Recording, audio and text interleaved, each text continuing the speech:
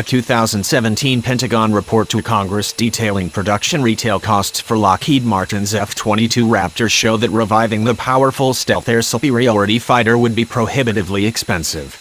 Moreover, it would take so long to reconstitute the production line that it would not be until the mid to late 2020s before the first new F-22s would have flown. By the time, the F-22 would be increasingly challenged by enemy, Russian and Chinese, capabilities. The timeline associated with pursuing F-22 production restart would see new F-22 deliveries starting in the mid to late 2020s, the Air Force report to Congress reads. While the F-22 continues to remain the premier air superiority solution against a current threat, new production deliveries would start at a point where the F-22 fleet's capabilities will begin to be challenged by the advancing threats in the 2030 and beyond time frame. F-22 production Re-1T would also directly compete against the resources necessary to pursue the Chief of Staff of the Air Force signed Air Superiority 2030 Enterprise Capability Collaboration Team (ECCT) flight plan, which addresses the critical capabilities required to persist, survive, and be lethal in the rapidly evolving highly contested anti-access area denial (A2/AD) threat environment. As the Air Force explained in the report, the aging F-22 design will not be competitive against an evolving threat as nations like Russia and China continue to invest in new technologies. Moving closer to 2030, it is important to acknowledge that threat capabilities have and will continue to evolve at a rapid rate, creating highly contested environments, the report reads. The threat drives what capabilities are needed to achieve air superiority in the future, and the rate of threat evolution drives the timelines for the needed capability. Therefore, a conversation regarding restarting the F-22 production line should include an analysis of what capability and capacity is needed in order to achieve air superiority in future highly contested environments. An understanding of the threat along with necessary capability development will help provide an understanding of how restarting F-22 production will not fulfill capacity and capability requirements in the future.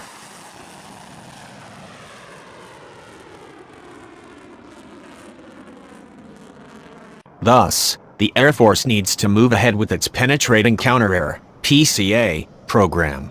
The Air Force should proceed with a Formal 08 in 2017 for a PCA capability, the report reads.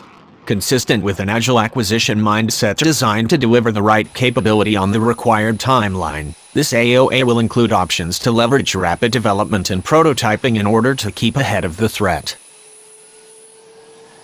An F-22 restart would not take 5 years minimum, but it would also be expensive. Assuming a buy of 194 aircraft, the total procurement cost is estimated to be between $40 and $42 billion, by $16, the report reads. When the total procurement cost is combined with the non-recurring restart estimated costs of $9,869 million, by $16, the total restart cost is estimated to be $50,306 million, by $16. The time and money needed to develop and build a new F-22s would take money away from PCA and other Air Force programs that are more relevant to the 2030 fight. Even an export version of the F-22, should one have been developed, would have used up scarce resources. The costs to restart production of the F-22 would be extensive even with the involvement of foreign partners, the report states.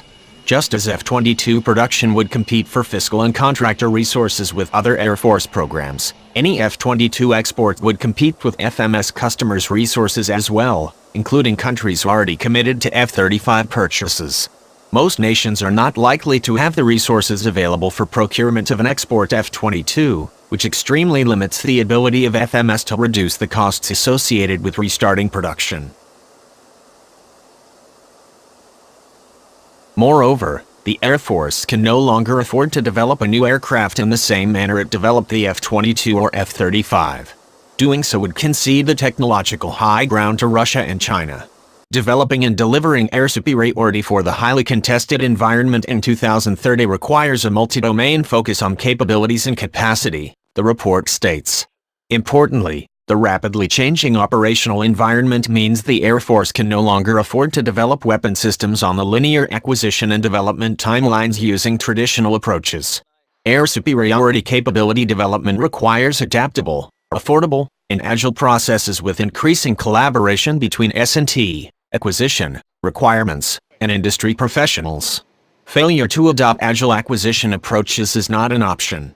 The traditional approach guarantees adversary cycles will outpace U.S. development, resulting in late-to-need delivery of critical warfighting capabilities and technologically superior adversary forces.